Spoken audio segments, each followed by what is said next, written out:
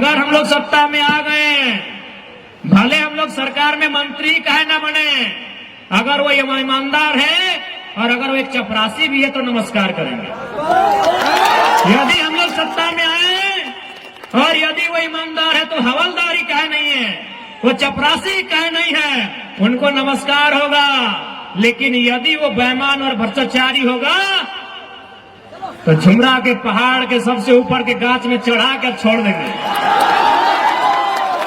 जैसे वो नीचे आएगा एक गिलास पानी पिलाएंगे और पानी पीने के बाद पूछेंगे सर कैसा लग रहा है, और उसके बाद बोलेंगे कि अरे चोरा मुहजारा, तुमको आज जैसा लग रहा है ना, हमको भी वैसा ही लगता था जब वो साइन करने के लिए 4 दिन तुम घुमा दिया था।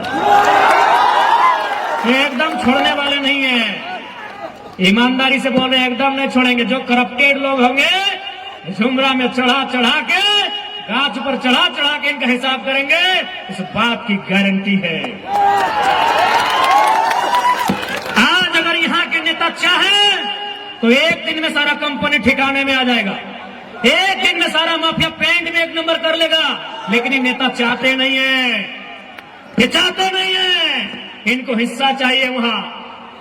पता नहीं इनका ये पेट है कि दामोदर का नदी है, भरता ही नहीं, ये चाहते नहीं है। हम आपको एक अपनी सच्ची घटना बता रहे हैं, हम अपनी बड़ाई नहीं कर रहे हैं, न अपने मुंह मियां मिट्ठू बन रहे हैं। घटना है गिरिडीह लोकसभा के एक ब्लॉक की। एक दिन शाम को उस ब्लॉक में 2 अधिकारी चर्चा कर रहे थे कि सर लग तो रहा है कि जयराम महतो जीत जाएगा, बहुत हवा है लड़का का, बहुत भीड़ होता है उसका कार्यक्रम में, चारों तरफ उसी का नाम है सर, हर जुबान में जयराम महतो है। लेकिन बताइए तो क्या उखाड़ लेगा जीत के? ये ऑफिसर का वर्जन था। वो ऑफिसर क्या बोल रहा है कि अगर जयराम महतो जीत भी गया तो दिल्ली जाके क्या उखाड़ लेगा? अरे उसको भाषण देने का भी मौका नहीं मिलेगा, वो निर्दलीय है, उसको मौका भी नहीं मिलेगा। तब दूसरा ऑफिसर बोला कि नहीं सर आप बात तो सही बोल रहे हैं, हमको भी यही लग रहा है कि दिल्ली जाके क्या उखाड़ेगा नहीं मालूम, लेकिन सर इतना विश्वास है कि जहां से गिरिडीह लोकसभा का सीमा स्टार्ट होता है, जहां से गिरिडीह लोकसभा सीमा स्टार्ट होता है और जहां खत्म होता है, सर वहां अगर कोई गलत करेगा तो पटक पटक के मार देगा वो। सर उसका भाषण सुने हैं कि नहीं सर? सर स्कॉर्पियो में जब खड़ा होता है ना सर, तो जो देवी हारल के हलो सुनीता चौधरी ना, चौधरी जी खुद लड़ लो ना, जो सांसद हलो कैसे लड़ते? सुनीता चौधरी। यानी उस समय जे जीतलो ओकरा मिले लगलो सैलरी, जो जीत गेलो ओकरा की मिले लगलो सैलरी, और जो हार गेलो ओकरा की मिले लगलो पेंशन। यानी जो वर्तमान में भी रामगढ़ के विधायक हो, जब हारल भी हलो ना तब पेंशन ले लो, जीत गेलो सैलरी, 24 आ गेलो, अब यदि हार जीतो तो फिर पेंशन। बताइए व्यवस्था रुकना चाहिए कि नहीं रुकना चाहिए? यानी इस देश का पैसा मुट्ठी भर वीआईपी के नाम पे खर्च किया जा रहा है। इसलिए हमने इस बात के विश्वास दिला दियो कि इस राज्य में पैसा के कोई कमी ना हो, बस इस राज्य के नेता के इच्छा शक्ति होना चाहिए, इस राज्य के नेता में नियत स्पष्ट होना चाहिए, इस राज्य के तमाम नेताओं में दृढ़ संकल्प होना चाहिए इस राज्य को बदलना कैसे है, इस राज्य को सजाना कैसे है, इस राज्य को सुंदर बनाना कैसे है, इस बात का उनमें संकल्प होना चाहिए। लेकिन इनको क्या, और एक बात अब आराम से रुक जाओ। आज माननीय चंद्र प्रकाश चौधरी 3 बार के विधायक, 2 बार के सांसद, 1 बार मंत्री, और फिर भी ओकरा चिंता है अपन परिवार के, फिर भी ओकरा चिंता है अपन परिवार के। लेकिन जनता अपन बच्चा के, अपन परिवार के चिंता कब करवा?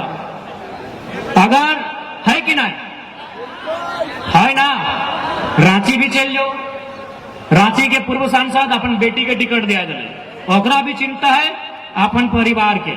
धनबाद चल जाओ, धनबाद के सांसद अब अपन पत्नी अपन भाई खातिर टिकट मांग रहा है। वो 15 साल विधायक सांसद रहल बाद भी ओखने के चिंता है अपन पत्नी के, अपन भाई के, अपन बच्चा के। तो हमने अगर चिंता ना करवे तो दुर्भाग्य हो ना। आप अपने बच्चों का चिंता क्यों नहीं कर रहे भाई?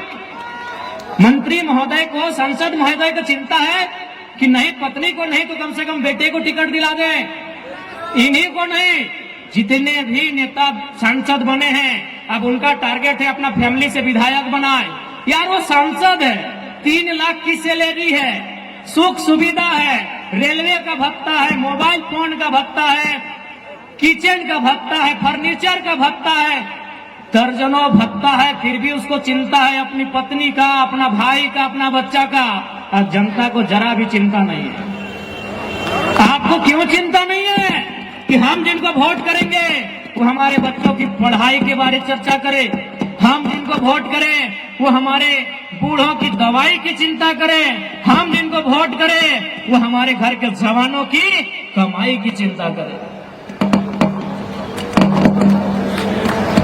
अभी मोटा मोटी जे चचा सबके छाता मिल गए, जे चाची सबके साड़ी मिल गए और वोट कर देता है। अच्छा एक बात बताओ, हमने एक छाता में अपन ईमान नहीं रखे पार लिया, ओकरे वोट कर दिलिए तो ओकरा फैक्ट्री वाला 5 लाख 10 लाख देते हैं, ईमान रखे पारते। यदि जनता को कोई नेता 500 रुपया देता है और वोट ले लेता है, यानी जनता अपना ईमान को 500 रुपए में नहीं रख पाए, तो उनको अगर कंपनी वाला 5 लाख देगा रखेगा? रखेगा भैया, रखेगा।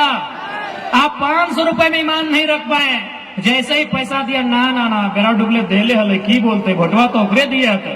अरे भाई आप जब 500 में अपना ईमान नहीं रख पाए, उनको लाखों रुपया कंपनी फैक्ट्री देती है, वो अपना ईमान कैसे रखेंगे? हमको एक लाइन में उत्तर दीजिए।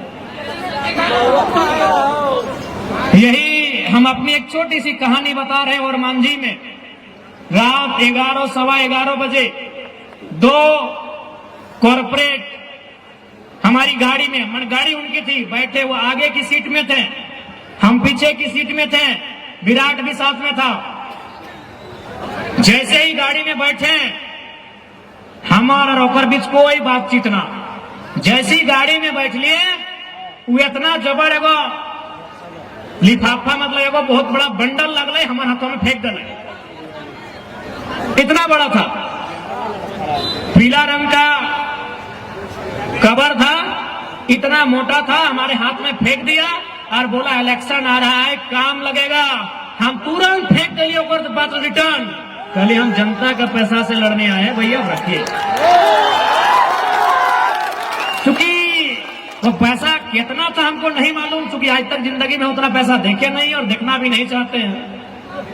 लेकिन हाँ, चूंकि हम बचपन से पढ़ाई लिखाई बड़ी ईमानदारी से किए हैं, बैग टांगे हैं, किताब लेके चले हैं, वजन 2 केजी से 2.5 केजी था। यानी जो पैसा हमारे हाथ में रखा गया था उसका वजन 2 केजी से 2.5 केजी था। हमने 2.5 सेकंड का भी लेट नहीं किया और रिटर्न उनको वापस दे दिए और बोले आप जनता के साथ अच्छा कीजिए, हम आपके साथ अच्छा करेंगे। तब हमरा समझ में ले यार कि हम अभी कुछ नहीं है, तब हमरा समझ में ले कि झारखंड लूटल कैसे जा है, कि हम अभी कुछ नहीं है, हमार पार्टी से एगो विधायक नहीं बनल है और हमरा 2 केजी 2.5 केजी के नोट। तो सोच जे लोग विधायक बनले है, जो सांसद बनले है, ओकरा कैसे अटैची मिले थे।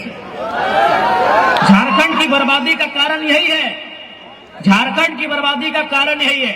अब सवाल होता है कि वो लोग चंदा क्यों लेते हैं? हम भी सोचे कि अगर चंदा कह देता है ना, जैसे कोई फैक्ट्री को लगाना है प्रदूषण मापक यंत्र, उस यंत्र का दाम है मान के चलिए 50 लाख, उस कंपनी को लगाना है प्रदूषण कंट्रोल करने वाला इक्विपमेंट, उसका दाम है 50 लाख, वो विधायक को दे दिया 5 लाख, 45 लाख का मुनाफा। हमको अभी समझ में आ रहा है कि आखिर इस झारखंड को बर्बाद करने का रास्ता क्या है, ये झारखंड खोखला कहां से हो रहा है। यानी जिस दिन हमारे लीडर दमगर हो जाएंगे ना, ये झारखंड में किसी का नजर नहीं होगा कि गलत तरीके से उठा के देखेगा। और इस बात का विश्वास दिलाते हैं, यदि हम लोग सत्ता में आ गए